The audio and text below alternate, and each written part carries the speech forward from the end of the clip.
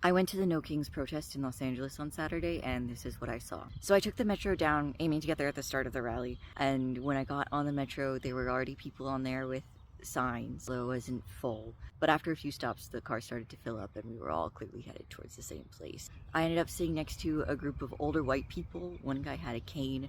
They were talking about would it be a rally or a march, and the guy with the cane was like, I hope it's not a march, because I might have some trouble with that. And they were talking about if the police got violent, what they would do. And the guy with the cane was like, well, I can't go very fast. Eventually our car got pretty full, more and more people getting on at each stop. When we were about 2 stops away from where the rally was supposed to start, the train stopped. Eventually some metro people got on and announced that that train was stopped, but there was another train coming that was going in the right direction. So we all got off. Everybody with signs was just mingling on the platform. And then the next train arrived, and it was already full of people going to the protest. So we just kind of squished ourselves in, and it was the most packed I have seen the Los Angeles metro.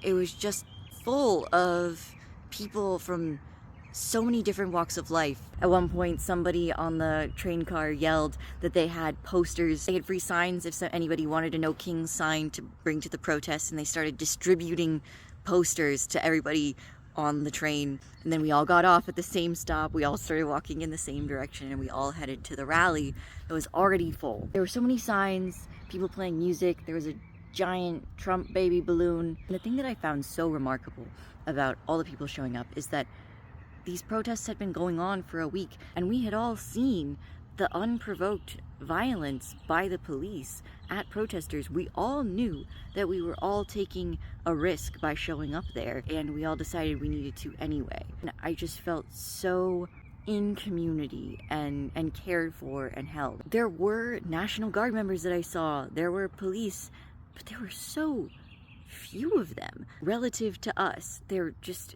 a couple guys standing there looking mean and sad while we all fought for what was right for ourselves and our community and our city and our country. Eventually the rally got so full that we all just started marching in the streets, and it was beautiful. This protest was one of the most caring spaces where I just felt like everybody was there to support each other.